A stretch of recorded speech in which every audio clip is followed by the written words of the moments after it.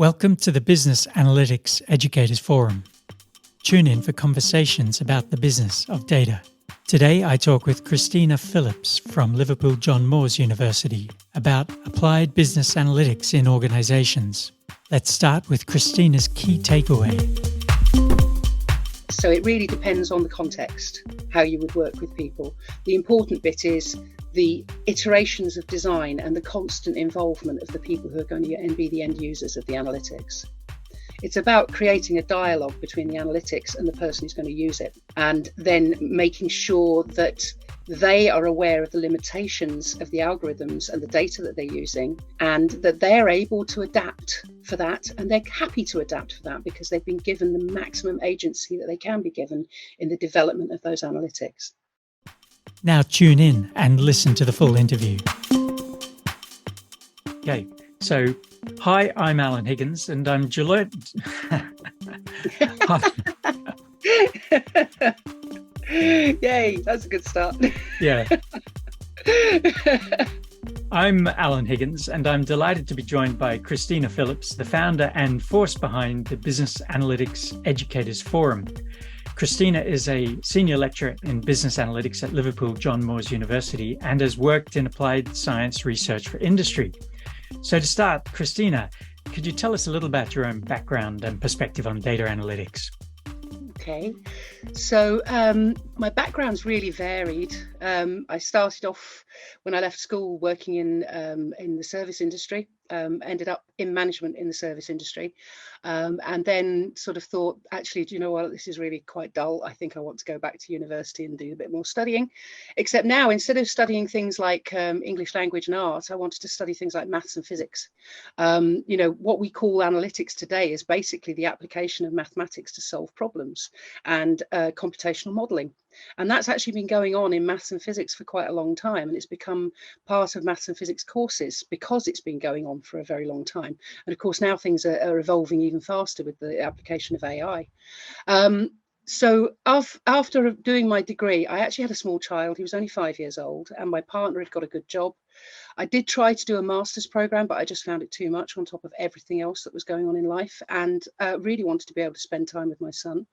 So I pulled back for a few years and actually ended up working complete flip, working as an artist and a garden designer and a teacher of physics and mathematics, whilst looking after my son. So a little bit of this here, that there was actually ideal for a mother needing a lot of time to bring up her son. And my partner was quite frequently having to work nights and staying out overnight and things like that. So this made sense.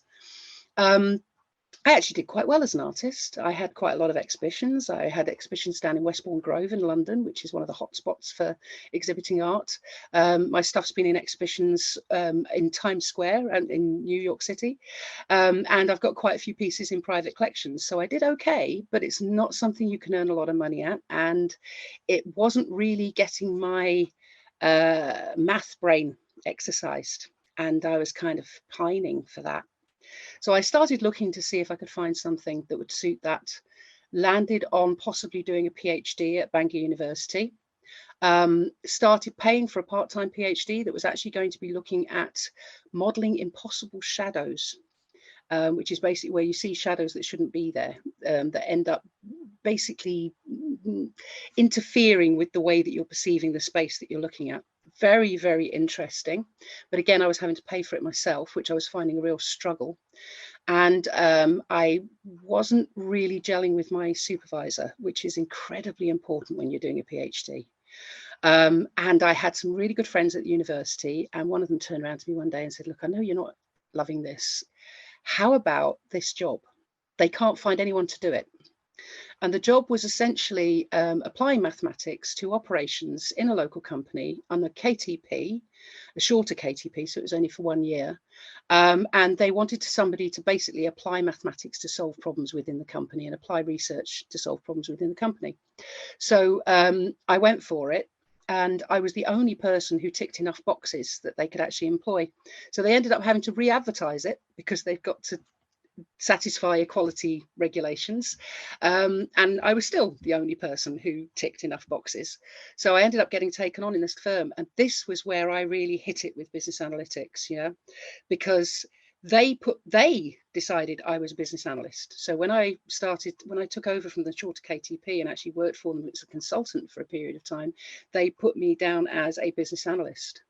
And so it was their delineation of what I was doing. Personally, I was just like, well, I'm a mathematician and I'm applying what I know, yeah, and I'm using research. But it was amazing that the things that I ended up doing, I thought I was there just to apply math, so I was going to be doing forecasting and things.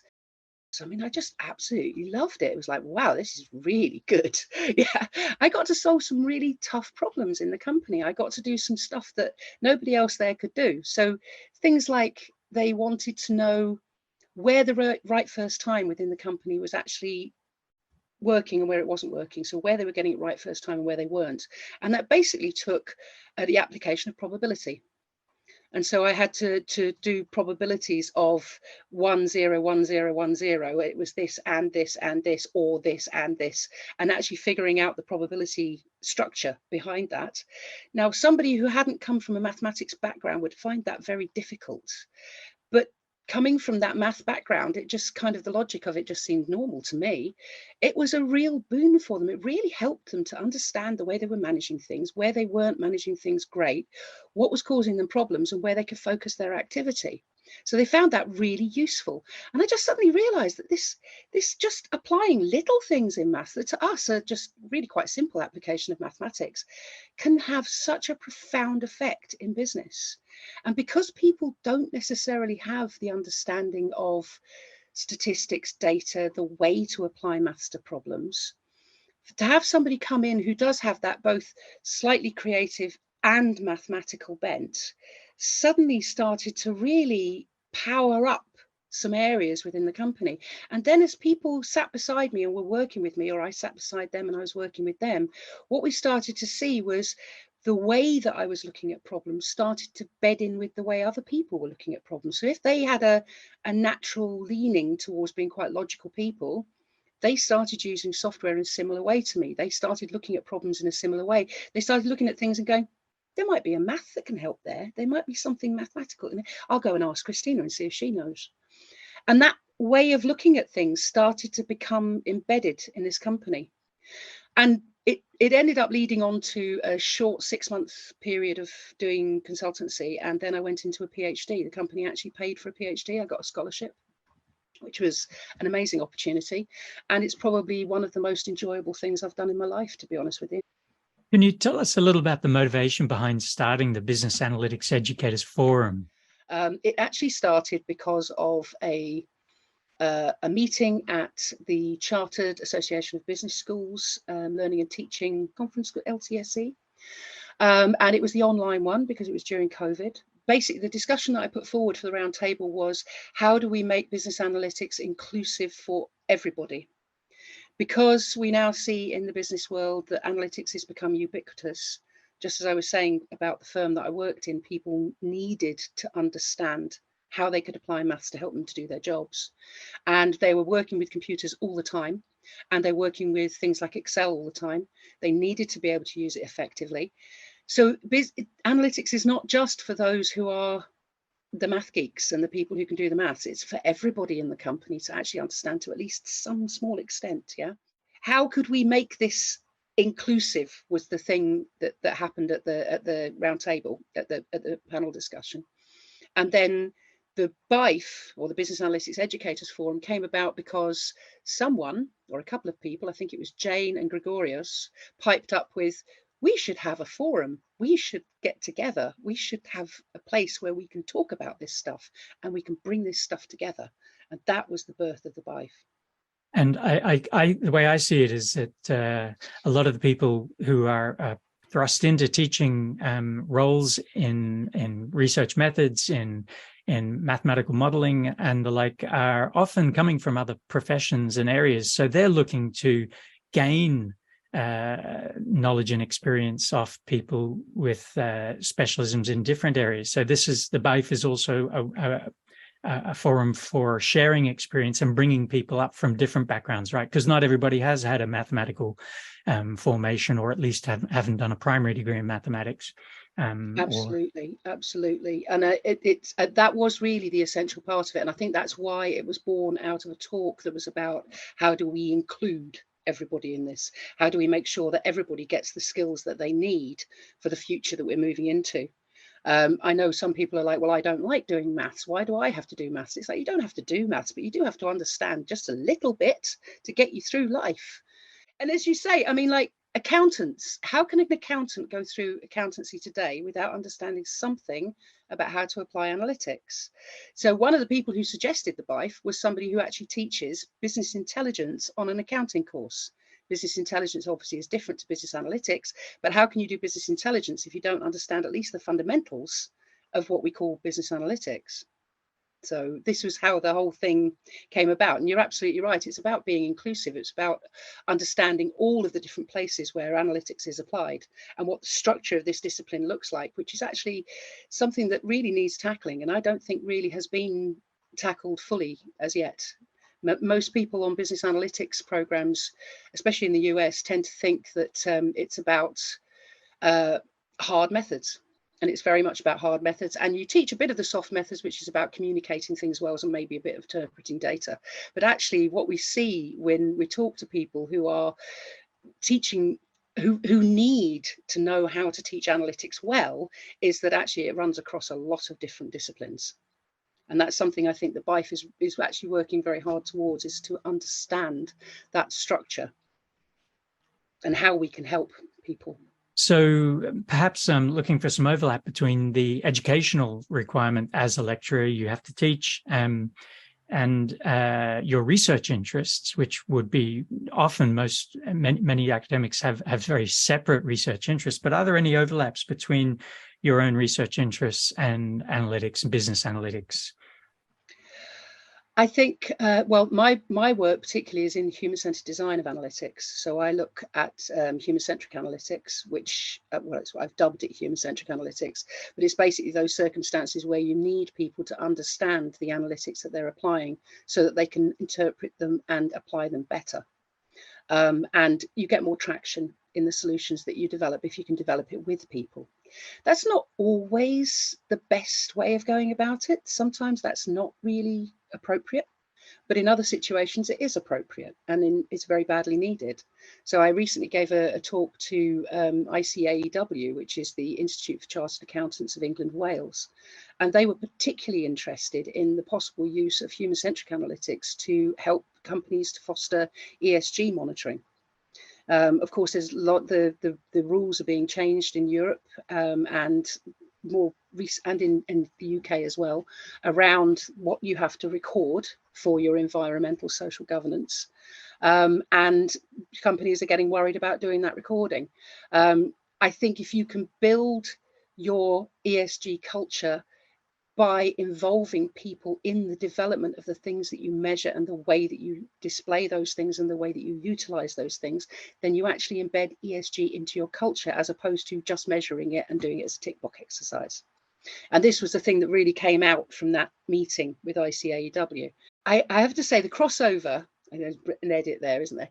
The crossover is particularly with students and teaching, because I ended up getting a teaching award because of being able to teach students maths when they don't really want to do maths, basically. Yeah, I'm sure there's a better way of putting that, but that's the simple way of saying it.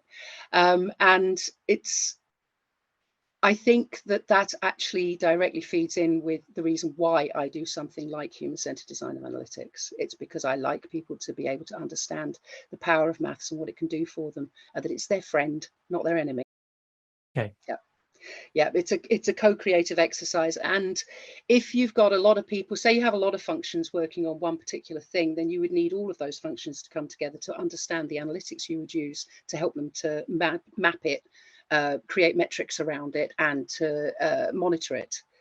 However, if you have one person working on a particular area and that's what they have to do, then you would work with that one person and maybe a data analyst or somebody who can clear the data pipelines for you.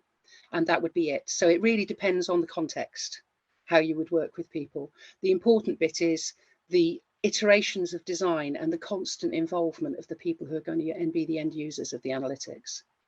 It's about creating a dialogue between the analytics and the person who's going to use it, and then making sure that they are aware of the limitations of the algorithms and the data that they're using, and that they're able to adapt for that, and they're happy to adapt for that because they've been given the maximum agency that they can be given in the development of those analytics.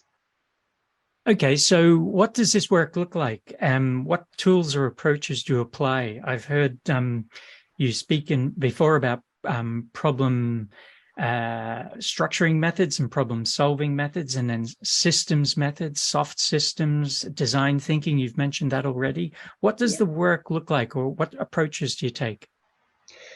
So I developed a framework to help HCA, but really, at the end of the day, it's about understanding that you don't have to just design the analytical methods that you're going to use on the data and with people, and that you may have to alter those designs and you may have to use very different things.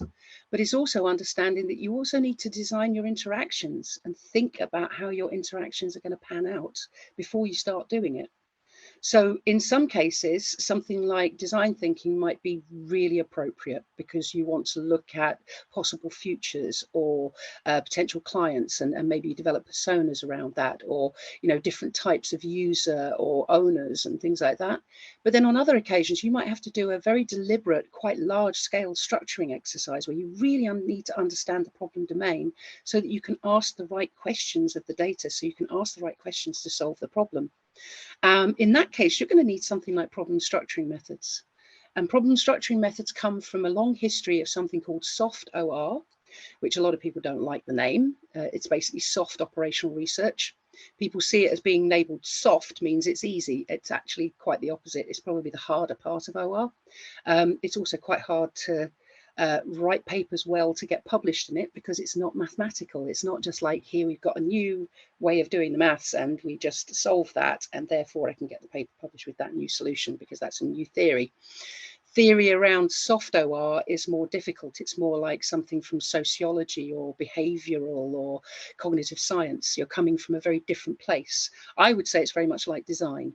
Personally, I think I've been reading an awful lot around design, and I've done some work writing for design journals, and I think that there are very strong parallels between what soft operational research does and what design does, and between hard operational research and what design science does, to be honest with you, because we're always sort of altering something and then trying a new solution.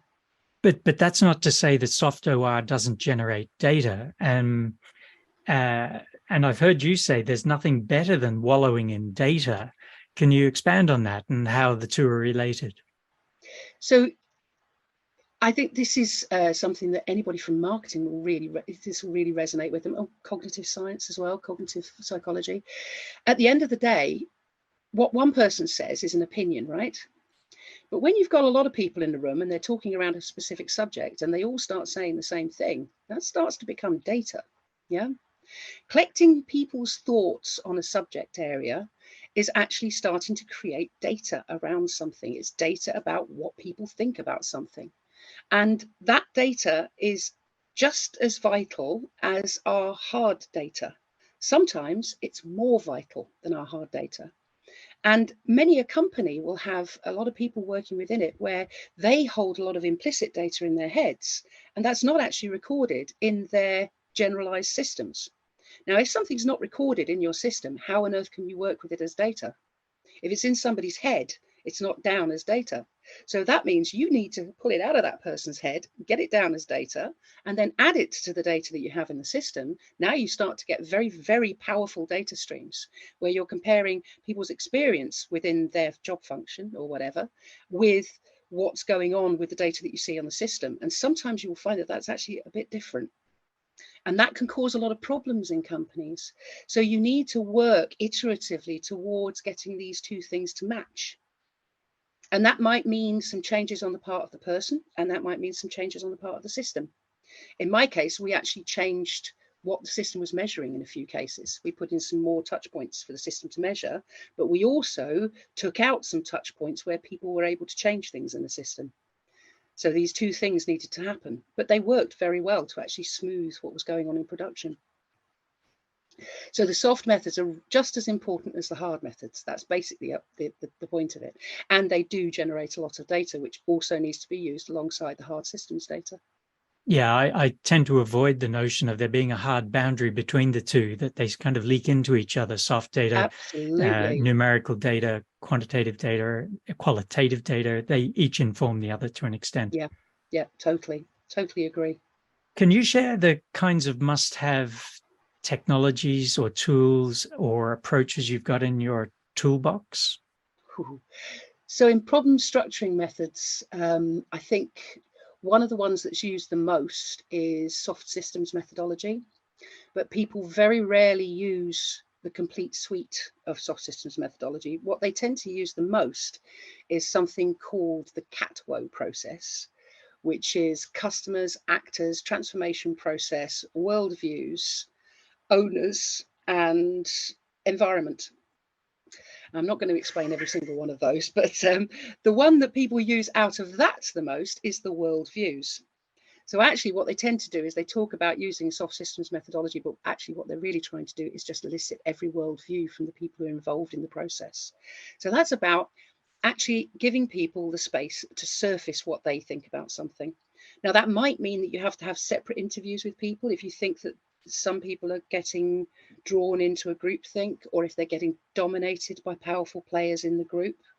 So you have to kind of be very careful as a facilitator to ensure that you've given people the opportunity to surface what they really think. So that requires pretty good EQ skills, to be honest with you. Yeah, you do need quite a high level of emotional intelligence.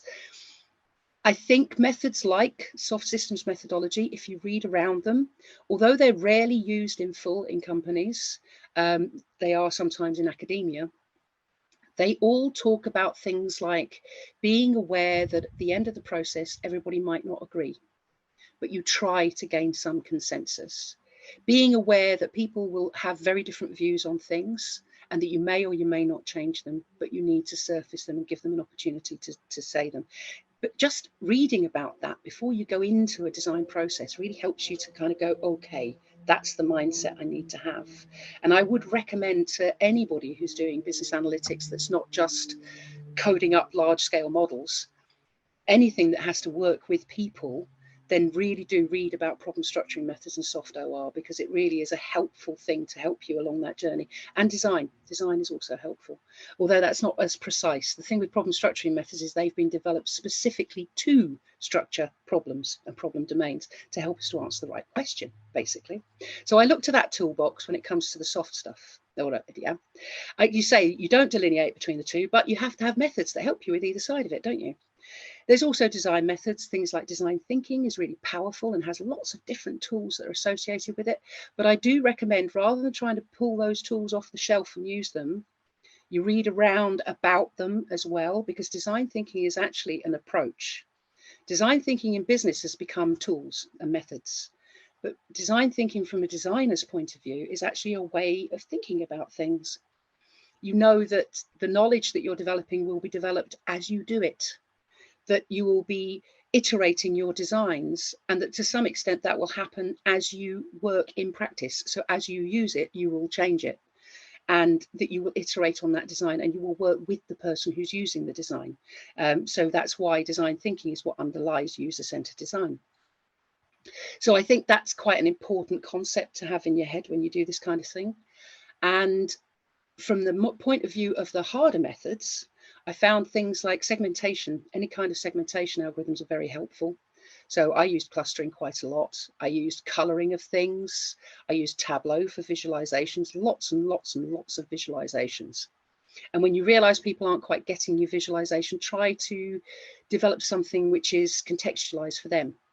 So for instance, we had some demand planners and some quality people who really thought very different things about what each other was doing and why they were doing it, bringing them together in the room and showing them how the demand was actually very difficult to manage on particular lines and why it was difficult to manage. And I did that through showing them time series, just done as a time series, showing them different aggregations of that time series. What does that look like over days, weeks, months, 3 months, which is their lead time? It looks very different and it smooths right out. And showing them things like cumulative distribution functions, which you wouldn't have thought would be helpful. But once you explain what a CFD looks, why it looks like it does, and what one looks like compared to another one, you could then stick up a whole load of charts on a page and they'd be like, oh, so that one's really nasty to manage. Oh, that one looks okay, but that one's nasty. But actually they're the same product. And people then are able to have conversations themselves over what they're seeing. You don't have to teach people maths. You just have to teach people the underlying concepts of what's going on. And then if it speaks to their context, they'll get it. And then they'll be able to use it themselves, and they'll be able to use it as an object of conversation that then ends up helping them to manage what they do and to talk to each other about what they do.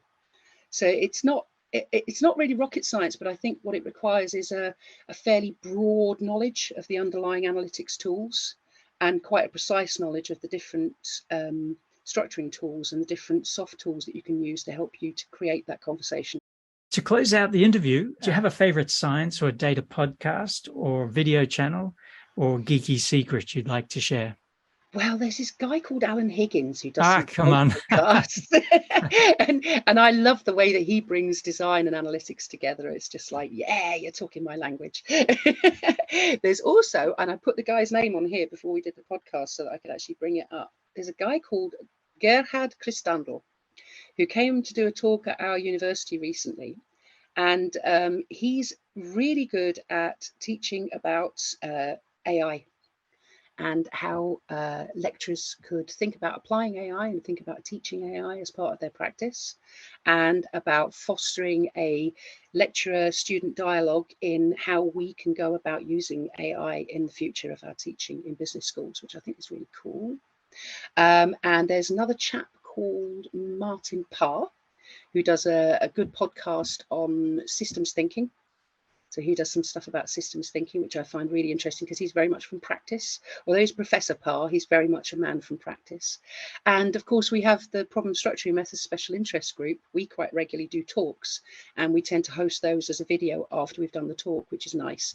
And that's things from all sorts of different spaces, because we have people who are coming from academia who are doing research work around problem structuring methods, but we also have people coming from industry. So we had somebody come talk to us last year about her use of keywords in management processes, which was really interesting. Unfortunately, she was not able to put that up as a video afterwards because there was some sensitive stuff from the company. But of course, what that means is that we were getting it direct from the company, telling us about how they're doing this stuff, which of course is really interesting, very useful for anybody who's an academic or who's doing consultancy or anything like that. My own geeky secret is I love nothing better than a whole page of really messy data. I actually like data munging. And I get really excited when I get some new data. I love just mining it to see what insights I can get from it. I love doing the visualizations on it and creating new visualizations and thinking about how well they're going to be interpreted. And really like it when I'm able to bring that to people and see how they interpret it and then alter my way of thinking about it based on what they're doing. And doing that iterations of design thing. I just love it. I find it a very creative process, and as an artist, it floats my boat. Okay. Well, I guess we'll wrap it up there. But thank you for sharing your ideas with us today. The ideas around the professional formation of business analysts and business analytics people, the language and techniques, and the tools for business analytics, and your approach, and also this growing forum and its audience, I think all very relevant too. So thank you very much. Thank you, Alan. Thank you for inviting me.